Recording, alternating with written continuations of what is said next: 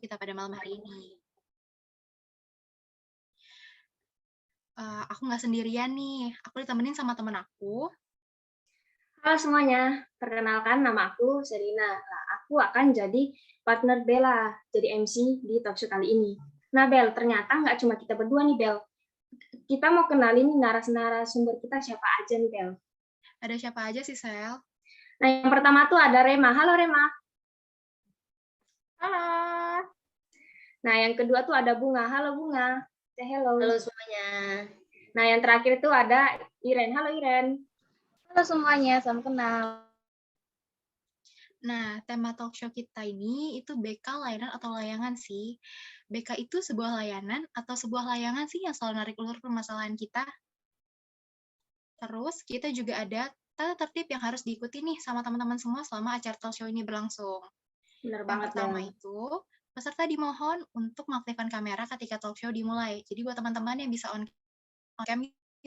Nah, tata tertib yang kedua itu peserta dimohon untuk mematikan mikrofon pada saat talk show berlangsung. Yang ketiga, peserta dapat mengaktifkan mikrofon pada saat sesi Q&A dan sesi ice breaking. Dan yang terakhir pastinya peserta diharapkan mengikuti acara dari awal hingga akhir. Nah, kita langsung mulai aja kali ya ke inti talk show-nya kita. Tapi sebelum kita ke intinya nih, kita harus tahu dulu dong BK itu apa. Benar Mungkin banget di sini nih, Bel. ada teman-teman kan yang masih belum tahu gitu. Benar banget nih. Jadi langsung aja kali ya, Bel. Aku mau nanya ke narasumber kita yang pertama. Mungkin Rema, menurut Rema BK itu apa sih? Secara sederhana, BK itu sebuah bimbingan untuk membantu menemukan potensi diri konseli sehingga potensi tersebut itu bisa dikembangkan secara maksimal. Di BK juga merupakan layanan konseling untuk membantu orang-orang yang memiliki permasalahan dalam hidupnya, yang tentu saja tidak menyebabkan gangguan dalam menjalani kehidupan sehari-hari ya, seperti mental illness. Nah, kalau masalahnya itu mental illness, itu tidak ditangani oleh orang-orang dengan lulusan bimbingan konseling. Seperti itu. Oh, jadi menurut Rema sendiri BK itu adalah sebuah bimbingan untuk menemukan potensi diri ya? Kalau menurut Bunga, BK itu gimana? Nah, kalau menurutku, BK itu sebuah bantuan yang diberikan konselor kepada konseli yang dilakukan secara face-to-face untuk memecahkan masalah yang dialami dan untuk mengembangkan potensi dan prestasi yang dimiliki oleh peserta didik ataupun konseli. Oh, seperti itu. Nah, yang terakhir nih, kalau menurut Iren, BK itu gimana, Ren? Menurut aku, BK itu sebuah upaya pemberian bantuan yang dilakukan oleh seorang konselor kepada peserta didik atau si konseli agar dapat memahami dirinya sehingga sanggup mengarahkan dirinya dan bertindak dengan baik sesuai dengan perkembangan jiwanya. Oh, jadi Bel, kita dapat simpulin, Bel, kalau BK itu adalah sebuah bimbingan untuk membantu konseli pastinya menemukan potensi dirinya dan menyelesaikan masalahnya nih. Benar banget tuh, Sel. Nah, kita udah tahu nih pengertian BK itu apa. Tapi, kalau tujuan BK itu sendiri, apa sih? Mungkin Bunga bisa jelasin tujuan BK itu apa? Jadi, tujuan BK itu ada dua nih, ada umum dan khusus. Nah, aku mau jelasin yang umum. Jadi tujuan BK yang secara umum, itu yang pertama, bagi siswa itu dapat membantu mencapai tugas-tugas perkembangan secara optimal sebagai makhluk Tuhan, sosial, dan pribadi. Kemudian yang kedua itu dapat membuat peserta didik bisa meraih kebahagiaan sebagai individu maupun sebagai makhluk sosial. Yang ketiga, dari layanan konseling, ini udah sesuai dengan tujuan pendidikan sebagaimana dinyatakan dalam Undang-Undang Sistem Pendidikan tahun 2003. Dan yang terakhir itu untuk mewujudkan manusia Indonesia yang berbudi pengerti luhur, memiliki keterampilan dan pengetahuan kesehatan jasmani dan rohani, serta rasa tanggung jawab ke masyarakat dan kebangsaan.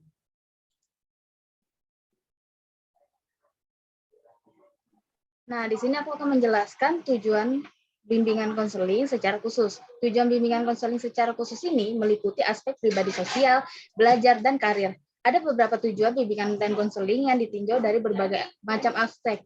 Yang pertama itu merencanakan kegiatan penyelesaian studi, perkembangan karir, serta kehidupan peserta didik di masa yang akan datang. Yang kedua itu menyesuaikan diri dengan lingkungan pendidikan dan lingkungan masyarakat. Yang ketiga itu memiliki pengetahuan mengenai dunia kerja dan informasi karir yang menunjang kematangan kompetensi karir. Yang keempat itu mengetahui hambatan dan kesulitan yang dihadapi peserta didik dalam studi penyesuaian dengan lingkungan pendidik dan masyarakat. Yang kelima, mengembangkan seluruh potensi dan kekuatan yang dimiliki oleh peserta didik seoptimal mungkin. Yang keenam, memiliki kesadaran diri untuk menggambarkan penampilan dan mengenal kekhususan yang ada pada dirinya sendiri. Yang ketujuh, mampu melaksanakan keterampilan atau teknik belajar secara efektif. Yang kedelapan itu mampu mengembangkan sikap positif seperti menggambarkan orang-orang mereka yang senangi. Yang terakhir, membentuk pola-pola karir, yaitu kecenderungan arah karir. Nah, seperti apabila seseorang bercita-cita menjadi seorang dokter, maka dia senantiasa harus mengarahkan dirinya kepada kegiatan-kegiatan yang relevan dengan karir kedokteran tersebut.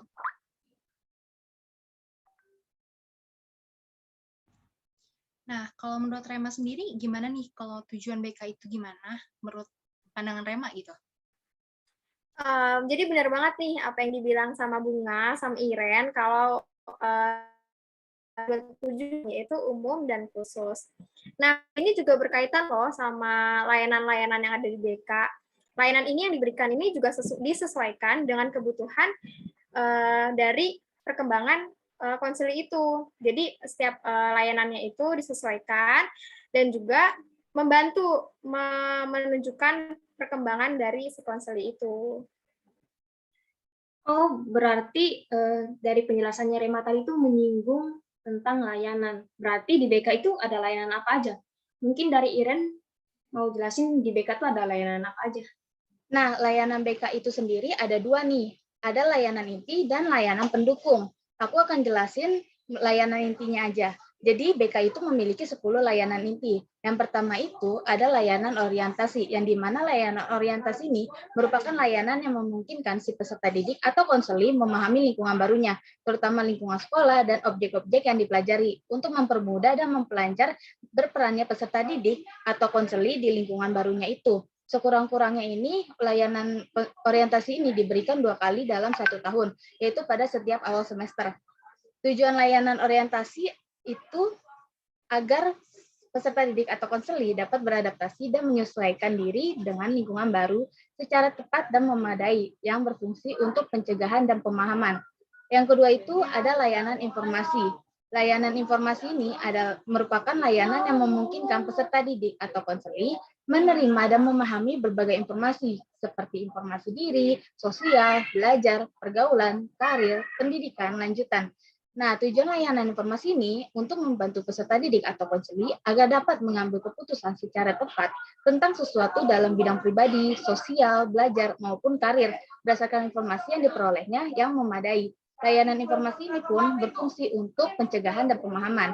Yang ketiga ada layanan pembelajaran, yang di mana layanan pembelajaran ini merupakan layanan yang memungkinkan peserta didik atau si konseli ini mengembangkan sikap dan kebiasaan belajar yang baik dalam menguasai materi belajar atau penguasaan kompetensi yang cocok atau gaya belajar dengan kecepatan dan kemampuan dirinya, serta berbagai aspek tujuan dan kegiatan belajar lainnya dengan tujuan agar peserta didik atau si konseli ini dapat mengembangkan sikap dan kebiasaan belajar yang baik. Layanan pembelajaran ini berfungsi untuk pemahaman dan pengembangan. Yang keempat itu ada layanan penempatan dan penyaluran. Layanan penempatan dan penyaluran ini merupakan layanan yang memungkinkan peserta didik atau si konseli memperoleh penempatan dan penyaluran di dalam kelas, kelompok belajar, jurusan atau program studi, program latihan, magang, kegiatan atau ekstrakurikuler sesuai dengan potensi, bakat, minat, serta kondisi pribadinya, dengan tujuan agar si peserta didik ini atau si konseli ini dapat mengembangkan segenap bakat, minat, dan segenap potensi lainnya. Layanan penempatan dan penyaluran berfungsi untuk pengembangan. Yang kelima itu ada layanan penguasaan konten, yang dimana layanan penguasaan konten ini merupakan layanan yang membantu si peserta didik ini atau si konseli ini menguasai konten tertentu, terutama kompetensi dan atau kebiasaan yang berguna dalam kehidupan di sekolah, keluarga, dan masyarakat. Layanan penguasaan konten ini berfungsi untuk pengembangan. Yang keenam ini ada layanan konseling individual. Nah, layanan konseling individual ini merupakan layanan yang memungkinkan si peserta didik atau si konseli ini mendapatkan layanan langsung tatap muka atau secara perorangan dengan guru, BK atau si konselor untuk membahas dan mengentaskan permasalahan yang dihadapinya dan perkembangan dirinya. Tujuan layanan konseling individual ini adalah agar si peserta didik atau si konseli ini dapat mengentaskan masalah yang dihadapinya. Layanan konseling individual ini berfungsi untuk perbaikan atau pengentasan. Yang ketujuh ada layanan konseling kelompok, yang dimana layanan ini merupakan layanan yang memungkinkan si peserta didik atau masing-masing anggota kelompok ini memperoleh kesempatan untuk pembahasan dan pengentasan permasalahan pribadi melalui dinamika kelompok. Masalah yang dibahas ini adalah masalah-masalah pribadi yang dialami oleh masing-masing anggota kelompok. Nah, layanan konseling kelompok ini berfungsi untuk perbaikan atau pengentasan. Yang kedelapan, layanan bimbingan kelompok. Layanan bimbingan kelompok ini merupakan layanan yang memungkinkan sejumlah peserta didik atau si konseli secara bersama-sama melalui dinamika kelompok memperoleh bahan dan membahas pokok bahasan atau topik tertentu untuk menunjang pemahaman dan pengembangan kemampuan sosial, baik sebagai individu maupun sebagai pelajar kegiatan belajar, karir, atau jabatan, serta untuk pengambilan keputusan atau tindakan tertentu. Melalui dinamika kelompok, layanan bimbingan kelompok berfungsi untuk pemahaman dan pengembangan. Nah, yang kesembilan ini ada layanan konsultasi, yang dimana layanan ini merupakan layanan membantu peserta didik atau si konseli atau pihak lain dalam memperoleh wawasan, pemahaman, dan cara-cara yang perlu dilaksanakan dalam menangani kondisi atau masalah peserta didik. Nah, konsultasi dalam program BK ini artinya tuh sebagai suatu proses penyediaan bantuan teknis untuk guru BK atau si konselor, orang tua, administrator, dan guru BK si konselor lainnya dalam mengidentifikasi dan mengentaskan masalah. Layanan ini tidak langsung ditujukan kepada si peserta didik, tetapi secara tidak langsung melayani peserta didik atau si konseli melalui bantuan yang diberikan orang lain. Dan yang terakhir, yang ke-10, yaitu layanan mediasi, yang dimana layanan mediasi ini merupakan layanan yang membantu si peserta didik atau si konseli ini menyelesaikan permasalahan ataupun perselisihan dan memperbaiki hubungan antar peserta didik atau si konseli. Dalam hal ini, guru BK atau konselor ini berperan sebagai mediator dan layanan ini berfungsi untuk perbaikan dan pengentasan. Jadinya layanan inti di BK itu ada 10 ya. Tadi disebutin Iren ada layanan orientasi, layanan informasi, ada layanan pembelajaran, layanan penempatan dan penyaluran, layanan penguasaan konten, layanan konseling individual, layanan konseling kelompok, bimbingan kelompok, konsultasi, sama mediasi. Nah, kalau layanan pendukungnya sendiri ada apa aja nih? Mungkin Bunga bisa jelasin? Nah, kalau layanan pendukung itu ada 5. Nah, yang pertama itu aplikasi instrumental. Ini upaya untuk pengungkapan melalui pengukuran dengan menggunakan alat ukur atau instrumen tertentu. Yang kedua, himpunan data. Upaya penghimpunan, penggolongan, dan pengemasan data-data dalam bentuk tertentu. Yang ketiga itu ada konferensi kasus. Ini yaitu forum terbatas yang dilakukan oleh guru BK atau konselor untuk membahas permasalahan.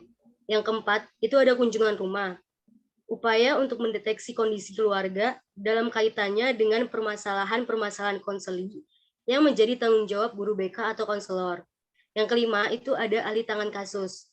Upaya untuk mengalihkan atau memindahkan tanggung jawab memecahkan masalah. Oh, berarti layanan di BK itu sendiri ada 15 ya. 10 layanan inti dan 5 layanan pendukung. Iya, benar banget nih, Ben. Nah, selanjutnya aku mau nanya nih, kan kalau tadi udah ada pengertian, tujuan, sama layanan, aku mau nanya fungsi BK sendiri. Mungkin salah satu dari narasumber kita mau jelasin fungsi dari BK sendiri. Nah, fungsi BK itu ada 4 loh, teman-teman. Yang pertama itu ada preservatif, atau fungsi pemahaman, yang dimana fungsi ini menghasilkan pemahaman tentang sesuatu oleh pihak-pihak tertentu yang disesuaikan dengan kebutuhan yang diperlukan dalam rangka mengembangkan potensi siswa. Yang kedua itu ada preventif atau fungsi pencegahan, yang dimana Fungsi ini tuh membantu individu untuk mencegah mengalami hambatan atau permasalahan dalam setiap fase kehidupannya. Yang ketiga ada suratif atau fungsi perbaikan, yang dimana tuh fungsi ini membantu individu dalam mengatasi dan memecahkan permasalahan yang dialami peserta didik. Selain itu, fungsi ini tuh berfungsi untuk memperbaiki sikap dan tindakan yang dilakukan siswa saat melanggar norma-norma tertentu. Yang terakhir atau yang keempat ini developmental atau fungsi pemeliharaan dan pengembangan, yang dimana itu fungsi ini memelihara dan mengembangkan keseluruhan pribadinya secara mantap, terarah, dan berkelanjutan, sehingga siswa bisa memelihara dan mengembangkan potensi yang dimilikinya secara optimal. Oh, jadi fungsi BK sendiri itu ada 4 ya. Nah, berarti kita ini udah tahu nih pengertian dari BK, tujuannya, layanannya, dan fungsinya. Sekarang kita masuk ke intinya nih, Bel. Dari tema yang kamu udah jelasin tadi, soal BK itu layanan atau layangan yang menarik ulur masalah konseling. Kita mau nanya berdasarkan pengalaman narasumber kita aja nih, Bel. Boleh banget tuh, Sel. Langsung aja kali ya kita tanya ke narasumber kita. Mungkin dari Iren, ada nggak cerita atau pengalaman gitu yang tentang guru BK? Kalau dari pengalaman aku sendiri, guru BK itu guru yang paling seru. Soalnya bisa diajak curhat tentang masalah apapun, entah masalah pribadi atau masalah lainnya. Terus kalau di kelas aku itu, guru BK itu nggak ngajar, tapi memberikan motivasi dan suka memberikan refreshing otak itu, seperti bermain games. Nah, guru BK aku itu juga membantu aku dalam mencari program studi sesuai dengan minat dan bakat aku. Wah, bisa banget tuh guru BK jadi teman curhat juga. Terus layanan yang tadi udah kamu jelasin nih, itu udah terrealisasi atau belum sih dari pengalaman yang kamu ceritain itu? Dari pengalaman aku, semua layanan BK ini udah terrealisasikan, Bel. Wah, keren banget dong ya guru BK-nya. Oke, kita nanya ke Bunga kali ya. Kalau Bunga pengalamannya gimana? Terus apa layanan yang tadi udah jelasin Iren itu udah terrealisasikan atau belum? Nah, kalau dari pengalaman aku, itu guru BK tuh dulu baik banget, super baik banget. Nah, kalau ngomong juga kayak nggak ngegas atau nggak ngegas gitu loh. Nah, jadi kita juga peserta didik tuh jadi kayak nggak takut buat cerita tentang apapun itu, mau tentang masalah keluarga, percintaan pun bisa cerita gitu loh. Dan pasti guru BK aku ini menanggapinya juga enak gitu loh. Jadi nggak ngegas ataupun gimana ya. Terus di bawahnya juga nanggepinnya juga di bawahnya santai, asik gitu. Jadi kita yang ngedengerin pun jadi nggak tegang-tegang banget gitu. Dan setelah memberikan masukan pasti di akhir-akhir itu pasti ada kalimat kata-kata mutiara. Ya, jadi itu bisa jadi pelajaran buat para peserta didiknya. Nah, kalau dari pengalamanku ini, semua layanan pastinya sudah terrealisasikan. Oh gitu. Jadi Bel, pengalamannya Iren sama Bunga nih seru-seru ya guru BK-nya. Bener banget nih. Kalau dari cerita pengalamannya Iren sama Bunga nih, guru BK kan asik gitu ya, bisa jadi teman juga, bisa jadi teman curhat gitu ya, nggak sedatar itu gitu ya, nggak kayak guru-guru mata pelajaran lain. Nah, kalau dari Remait sendiri gimana? Ada pengalaman lain nggak yang berbeda gitu dari Iren dan Bunga? Terus dari pengalaman kamu itu nantinya tentang 15 layanan tadi itu udah terrealisasi atau belum sih? Kalau dari pengalaman aku ya, dulu waktu SMP, guru BK-nya tuh jarang ada kontribusi buat kegiatan pelajaran. Jadi kan kalau kita sekolah kan BK itu termasuk dalam mata pelajaran ya. Nah, jadi dulu waktu SMP itu nggak ada namanya mata pelajaran bimbingan dan konseling itu. Nah, terus sempat ada juga beberapa kali masalah kenakalan remaja yang kayak ngerokok, terus cabut sekolah. Nah, itu tuh cuma disuruh buat lembar perjanjian yang ditandatangani gitu. Bahkan sampai kenakalan remaja yang plus-plus, itu tuh kasusnya sempat mangkrak selama 6 bulan. Dan walaupun akhirnya tetap terselesaikan sih, tapi ya tetap aja masalahnya sempat ditarik ulur kayak gitu. Jadi kalau misalnya lagi panas, ya diselesaikan. Tapi kalau misalnya lagi nggak panas atau nggak ada yang ngomongin, ya didiemin aja. Terus juga nggak ada sisi edukasi ke anak-anak yang lain, biar anak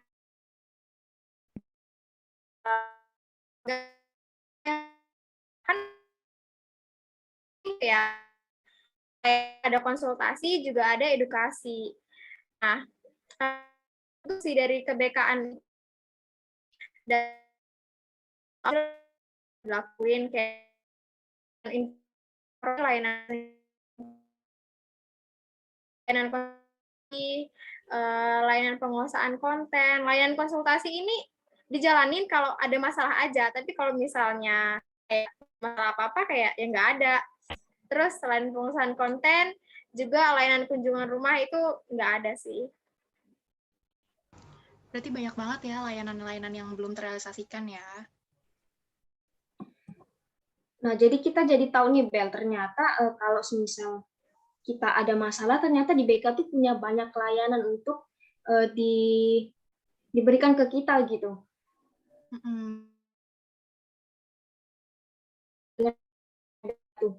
Katanya guru BK-nya menangani, aku cuma dengar tuh cuma menangani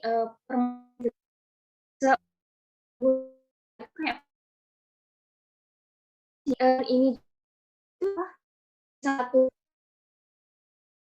guru tuh di sekolah sebagai polisi. Nah, iya benar juga tuh. Kenapa gitu ya guru BK bisa punya kesan yang kayak begitu? Kita tanya aja kali ya langsung ke Rema. Rema, menurut kamu gimana nih? Seharusnya tuh BK menangani semua anak di sekolah ya, baik yang bermasalah maupun masalah. Semua anak punya masalah, cuman kadang nggak kelihatan aja masalahnya ya kan. Juga kalau dilihat dari cerita aku, emang ke-BK-annya itu juga nggak jalan dengan seharusnya. Jadi kalau di antara teman-teman masih mikir BK itu cuma nanganin anak yang bermasalah, itu atau jadi polisi sekolah, itu salah besar ya teman-teman. Karena pada dasarnya seharusnya BK itu menangani semua anak, baik yang bermasalah ataupun yang nggak bermasalah. Tapi kenapa sih, Re, guru BK itu bisa dicap atau punya label gitu? Jadi polisi sekolah? Kan pasti ada sesuatu hal kan? Jadi BK sendiri itu punya 2 periode ya, periode lama sama periode yang baru. Kalau di periode yang lama, jadi dulu itu guru BK itu dilakuin sama sembarang guru mata pelajaran apapun bisa jadi guru BK. Karena mereka nggak punya keahlian khusus, nggak belajar tentang bimbingan konseling, juga nggak paham apa itu BK, akhirnya mereka menerapkan bimbingan konseling itu sesuai dengan pemahaman mereka sendiri. Nah, pada akhirnya mereka itu cuma menangani anak-anak yang bermasalah aja. Nah, pada periode baru itu di BK komprehensif, di mana BK itu secara menyeluruh menangani anak-anak yang kelihatannya bermasalah ataupun yang nggak bermasalah. Jadi, polisi sekolah, notabene polisi sekolah itu terbawa sampai sekarang, padahal sebenarnya harusnya udah nggak kayak gitu. Jadi selama ini kayak masih banyak yang salah persepsi ya tentang guru BK, yang katanya guru BK itu polisi sekolah, padahal sebenarnya enggak ya. Iya, Bel. Jadi udah banyak nih kita udah dengar tadi tentang penjelasan BK, tujuannya, layanannya, fungsinya, dan permasalahan pastinya kita udah ngerti dong. Kita dapat simpulkan bahwa kalau BK itu adalah proses ya, proses interaksi antara konseli dan konselor yang dimana tujuannya pastinya untuk membantu konseli menangani masalah. Tapi tidak hanya menangani masalah, juga membantu konseli agar dapat mengembangkan potensi dirinya.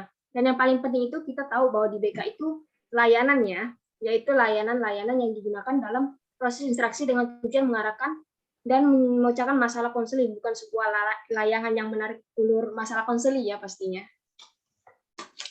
Nah, bener banget tuh. Oh ya, sebelum kita masuk nih ke sesi Q&A, supaya gak ngantuk nih, kita seru-seruan dulu yuk, kita ice breaking dulu kali ya. Seru nih, ice breaking-nya apa nih, Bel? Ice breaking-nya cuma tebak gambar, guys. Nah, jadi nanti ada beberapa gambar yang tampil. Nah, dari gambar-gambar itu, kalian tebak deh nama aktornya siapa. Kalau yang udah tahu jawabannya bisa raise hand atau aktifin mikrofon kalian dan langsung jawab. Atau enggak, kalian juga bisa langsung jawab di kolom chat ya. Ini tebak-tebak aktor ya. Pasti aktornya yang terkenal, jadi gampang lah ya buat ditebak. Kita langsung aja kali ya, Bel? Boleh, kita langsung aja kali ya.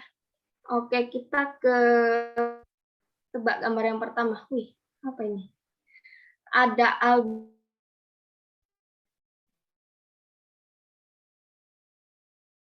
apa nih? Nah, yang bisa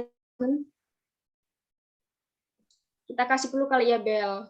Albert Einstein kan terkenal dengan IQ-nya yang tinggi. Apa tuh? Terus ada kolak. Kolak biasanya terkenal di mana ya? Pas hari raya apa ya? Apa ya guys? Mungkin udah ada yang bisa tebak nih. Gampang loh ini. Iya, ada yang jawab nih. Iqbal Ramadan. Jawab. Siapa nih?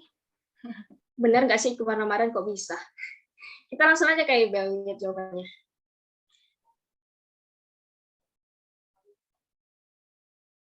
Oh, benar banget Iqbal Ramadan dong.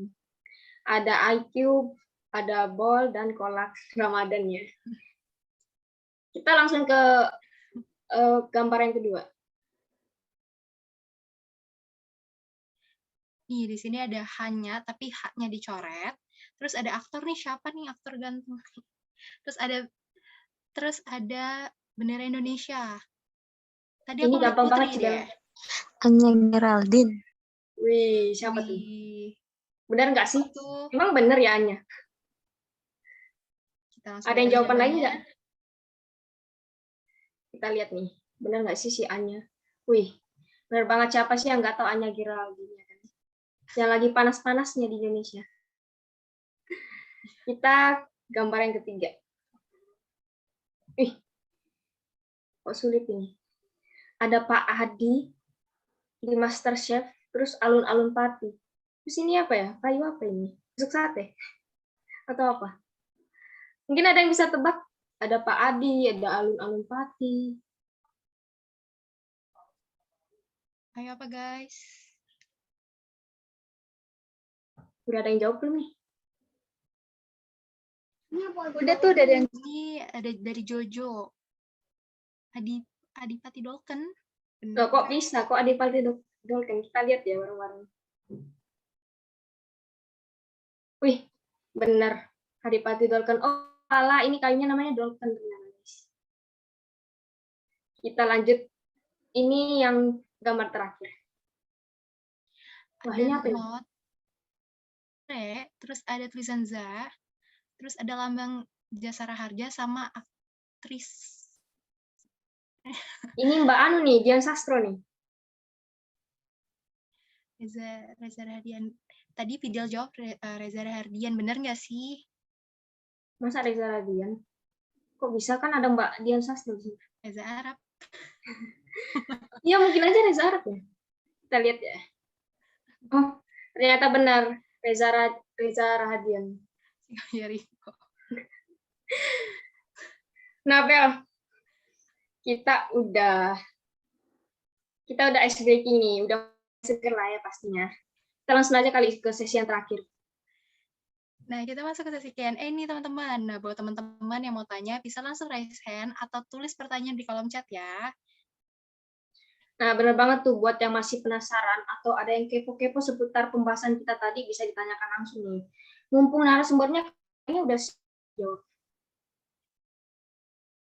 Ayo, teman-teman.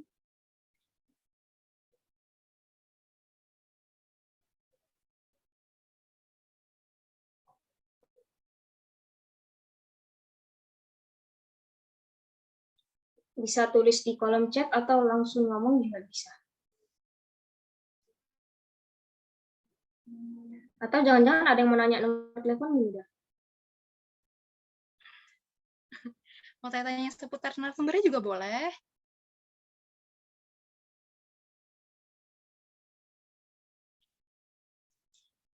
Ini ada yang tanya dari Cinta. Katanya, selamat malam kakak, mau bertanya dong, apakah yang harus dilakukan konselor atau guru BK untuk mengoptimalkan pelayanan bimbingan dan konseling? Banyak ya. Siapa nih yang menjawab narasumbernya nih?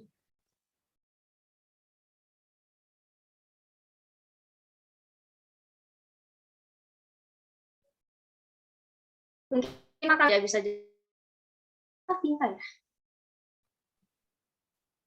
Aku kaget loh. Pertanyaannya siapa yang dijawab? Pinta ya? Iya. Makasih Pinta udah nanya. Kalau menurut aku, gimana caranya mengoptimalkan pelayanan bimbingan dan konseling agar sesuai dengan kebutuhan peserta didik. Yang pertama itu tahu latar belakang perilaku dari peserta didik itu ya. Latar belakang peserta didiknya berarti kita tahu nih kayak step-step apa sih yang udah pernah mereka lakuin atau hal-hal apa yang udah pernah terjadi dalam hidup mereka yang sehingga bisa merubah mereka menjadi perilaku yang sekarang. Itu yang paling penting sih. Yang kedua, penerimaan. Kalau kita menerima konseling kita, pasti kita akan memberikan pelayanan yang optimal. Terus yang ketiga, kita juga memahami setiap pelayanan itu fungsinya untuk apa. Contoh kasusnya seperti apa. Jadi biar waktu kita punya studi kasus kayak gini, kita benar-benar bisa nerapin pelayanan yang benar-benar pas dan tepat gitu. Jadi benar-benar optimal waktu pelayanannya. Kayak gitu sih menurutku.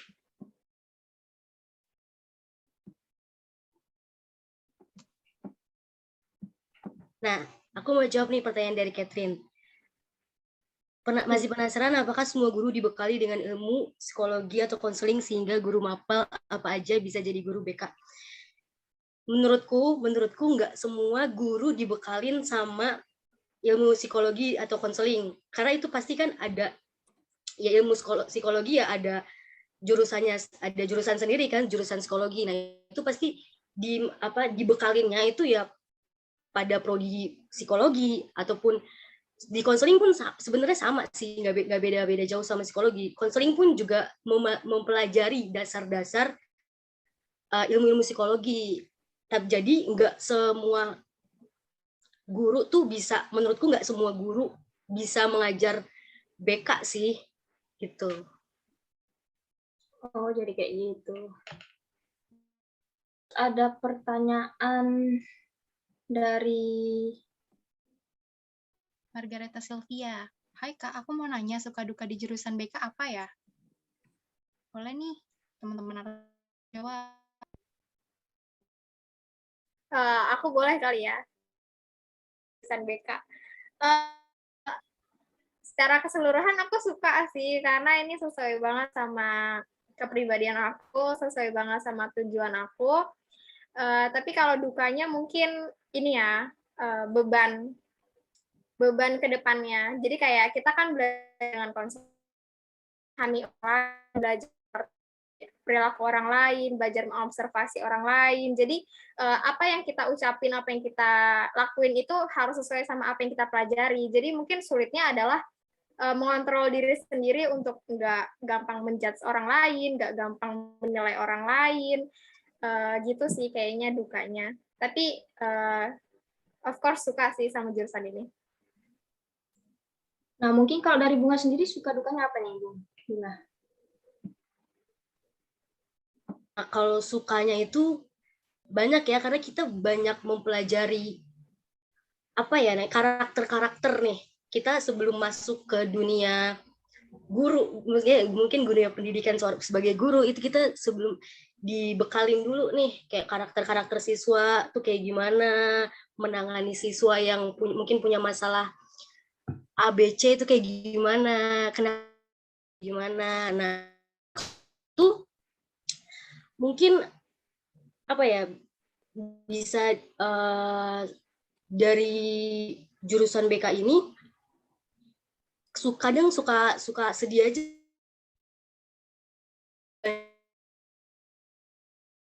anak mesti menggunakan apa tawuran lah kan, kalau kayak gitu kan pasti butuh pendampingan nih, butuh pembekalan nih dari guru BK atau mungkin bisa psikologi gitu. Dari Iren gimana? Kalau menurut aku sama seperti yang lainnya, narasumber lainnya, sukanya itu banyak. Kayak kita tuh di sini bisa berkuliah sambil sekaligus mengontrol diri kita. Terus banyak belajar, kita juga banyak belajar tentang penyelesaian beragam masalah yang ada gitu loh. Kalau dukanya itu Ya belum ada sih sampai sekarang yang aku lihat, yang aku rasain gitu. Oke. Terus ini juga ada pertanyaan lagi nih dari Kak, mau tanya alasan kakak-kakak ambil jurusan BK apa ya? Boleh langsung dijawab aja kali ya sama Rema mungkin? Kalau aku sendiri sih kenapa ambil jurusan BK, yang pertama karena pengalaman ya. Jadi dulu banyak teman-teman yang punya masalah dalam keluarga, masalah pertemanan, yang akhirnya berdampak banget nih sama proses belajar mereka di sekolah. Terus juga banyak anak-anak yang punya depresi, terus punya apa ya, kesulitan-kesulitan yang lain. Pada akhirnya aku kayak, wah kayaknya tertarik nih sama kesehatan mental, terus sama soal isu pendidikan gitu kan. Terus akhirnya dilihat-lihat nih, mana sih jurusan yang ngebahas dua-duanya, yang ngebahas pendidikan, yang ngebahas juga soal kesehatan mental. Terus kayaknya, oh ada bimbingan konseling nih, oke cocok nih. Ternyata pas masuk ya, ternyata cocok banget sih. Kalau narasumber yang lain gimana? Nah, Gimana kalau aku sendiri kenapa ngambil jurusan BK sebenarnya karena terinspirasi dari guru BK. Karena guru BK aku itu apa ya, mengajarnya tuh nggak nggak apa ya, kalau bisa dibilang kayak ya kayak yang tadi dibahas, nggak kayak polisi sekolah gitu, kayak apa, murid-muridnya jadi nggak takut. Jadi dia banyak memotivasi, banyak mengajarkan hal-hal yang emang sebenarnya kita perlu perlu tahu nih, kita sebagai remaja perlu tahu nih ke depannya kita harus kayak gimana. Itu yang jadi inspirasi sih buat aku, jadi motivasi.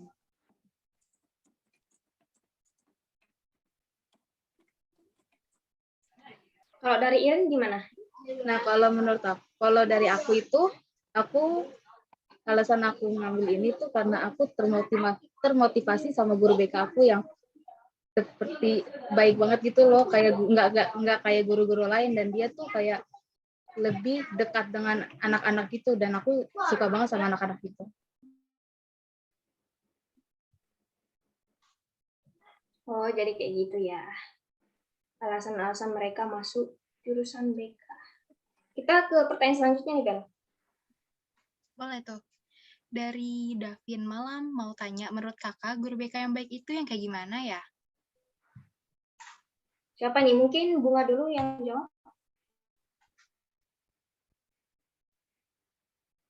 Kalau menurutku guru BK yang baik itu guru yang bisa mengarahkan, bisa memberikan apa ya, bimbingan-bimbingan ke murid-muridnya, tapi bukan murid-murid atau peserta didik yang bermasalah aja, tapi ke semua muridnya, jadi merata gitu. Jadi bukan ya yang masalah gue tanganin, yang nggak bermasalah nggak gue tanganin, nggak gitu sebenarnya. Jadi semua, mau yang ada masalah atau enggak, tetap harus ditanganin.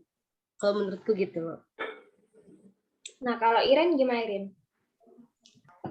Sama kayak yang dibilang Maria, Bunga, aku juga seperti itu, setuju dengan pendapatnya Bunga. Guru BK yang baik itu tuh, dia tuh yang memberikan apa, yang bisa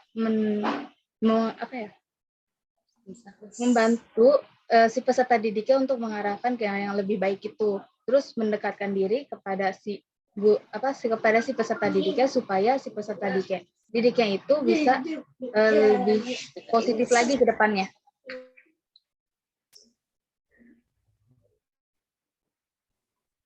Nah, yang terakhir, Rema nih. Kalau menurut aku sendiri, guru BK yang baik itu guru BK yang mencoba memahami latar belakang si anaknya itu sendiri ya. Jadi kan banyak orang-orang yang gampang menjudge orang lain gitu ya. Nah, jadi guru BK itu nggak bisa kayak gitu. Jadi yang pertama itu harus ada penerimaan sih. Penerimaan kalau semua orang itu unik, semua orang itu berbeda. Jadi nggak bisa disamain. Terus juga kita harus tahu banget nih latar belakang si anak itu gimana. Berusaha mendekatkan diri, tapi punya batasan profesional, terus bisa menjaga kerahasiaan, terus bisa membuat si murid atau si konselingnya tuh nyaman ya bercerita, karena itu pokok intinya dari masalah konseling itu adalah keterbukaan dan kenyamanan bercerita ya. Itu penting banget sih kalau menurutku itu. Ya, jadi kayak gitu ya. Ini ada pertanyaan lagi, mungkin pertanyaan terakhir kalau nggak ada ya. Dari Dwi, Kak, mau nanya dong, apa sih nantinya yang dikerjain BK kalau tidak ada siswa yang bermasalah atau siswa yang ingin konseling? Siapa dulu nih yang jawabnya? Dari Rema mungkin bisa. Kalau nggak ada masalah ya, kalau dilihat dari layanannya yang ada di bimbingan konseling sih banyak ya sebenarnya kerjaan guru BK ya. Jadi yang pertama menganalisis anak murid, progres perkembangan belajarnya gimana, proses non akademiknya dia kayak gimana. Terus ada juga kita ngasih layanan informasi, misalnya kayak webinar, terus banyak banget loh, kayak webinar aja banyak banget kan topik-topik webinar. Terus kita juga kalau misalnya anak-anaknya nggak mau datang ke konseling, kita yang datengin anak muridnya nggak apa-apa loh, kayak nanya, gimana satu semester ini perkembangannya udah gimana aja. Jadi kita menunjukkan care ya, kepedulian sama anak murid gitu. Jadi anak murid juga kalau dia ada cerita sama kita, karena kita supel, terbuka, care gitu kan. Terus guru BK di sekolah itu juga bekerja sama loh sama guru-guru lain. Jadi misalnya guru lain ada masalah sama anak murid satu nggak suka misalnya, kerjaan guru BK ya sebagai mediator gitu ya, menyelesaikan permasalahan. Jadi kayak enggak Bu, misalnya anak ini begini, atau misalnya waktu rapat sekolah, rapat kenaikan kelas, ada anak yang nggak dinaikin kelas nih ceritanya. Nah, sama guru BK dijelasin, ya anak ini begini. Mungkin bisa dipertimbangkan lagi anak ini perlu naik kelas atau enggak gitu. Jadi sebenarnya banyak ya kerjaan guru BK, nggak cuma nanganin anak yang bermasalah aja.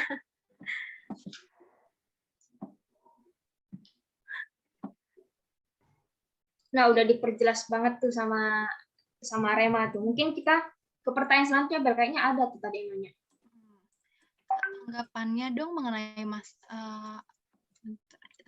dong mengenai masih banyaknya guru BK yang sebenarnya bukan guru BK atau bukan yang menempuh jurusan psikologi atau BK kayak kakak. Nah, apakah itu akan berpengaruh?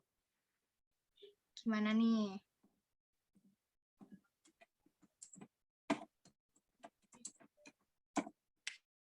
Mungkin salah satu narasumber mau jawab, atau semuanya aja mau jawab. Nah, kalau menurutku, apakah itu berpengaruh? Pasti berpengaruh menurutku.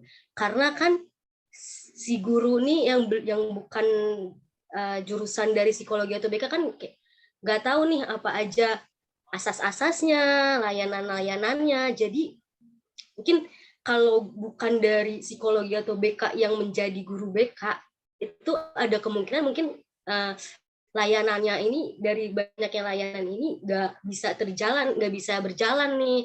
Jadi sebenarnya harus tetap psikologi atau BK. Jadi itu kayak lebih harus ambil jurusan bimbingan konseling dulu ya biar mengerti keilmuan BK itu gimana. Gitu ya. Mungkin itu udah jadi pertanyaan terakhir aja kali ya. Iya nih Bel, udah nggak ada yang nanya nih. Ada pertanyaan terakhir dari Jojo Daniel. Kak, di jurusan BK diajarin hipnotis ya Kak? Dan narasumber ada yang mau jawab kah? Sebenarnya nggak ada sih, cuman kalau ditanya kita bisa tahu orang lain bohong atau enggak, itu ketahuan pasti ya, karena kita diajarin juga psikologi, pengantar psikologi, jadi di sana emang ketahuan ciri-ciri orang belajar itu gimana, ciri-ciri orang yang motivasinya rendah gimana, ciri-ciri orang bohong itu juga ketahuan ya. Jadi kalau ditanya kita punya ilmu hipnotis tuh nggak ada sebenarnya. Tapi kalau misalnya di jurusan lain kayak contohnya psikiater ya, psikiater itu kan S1 kedokteran, terus dia profesi, terus ambil lagi jurusan ilmu kejiwaan ya. Nah, tapi bukan hipnotis namanya.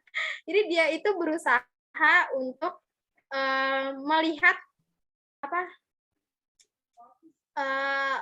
latar belakangnya dia di alam bawah sadar. Jadi dia diajarin untuk melihat alam bawah sadar seseorang. Tapi bukan hipnotis namanya ya. Aku juga nggak tahu sih namanya apa, tapi bukan hipnotis namanya. Dia melihat alam bawah sadar seseorang. Ya, jadi kayak gitu ya. Kita bukannya ada ilmu hipnotis ya. Di jurusan kita nggak ada ilmu hipnotis. Nah, Bel, tadi itu udah pertanyaan terakhir tuh. Nggak kerasa kita udah di penghujung talknya kita nih. Nah, sebelum kita menutup, kita mau sesi dokumentasi dulu nih. Mungkin teman-teman yang belum on cam bisa on cam dulu ya. Kita mau sesi dokumentasi. On cam dulu ya teman-teman.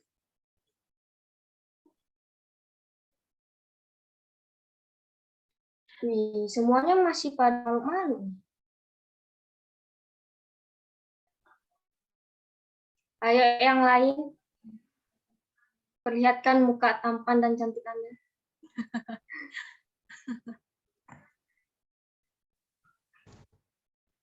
Baru 3 nih yang buka. Aduh. Ayo yang lain ditunggu.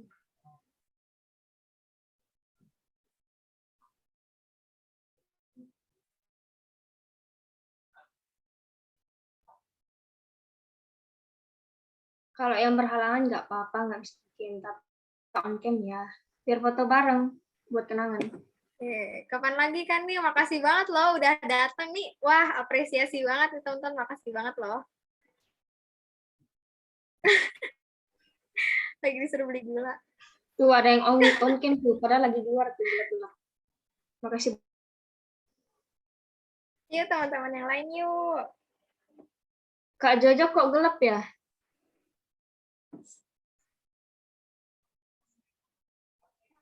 Ayo yang lain. Wih. Semangat banget nih, ada yang ngasih jempol ke kita. Udah ya. Aku hitung ya. 1. Smile. 1, 2, 3. Lagi-lagi, gaya unik kalau bisa. Biar beda gitu kan. 1. 1, 2, 3. Oke, makasih teman-teman. Makasih ya teman-teman.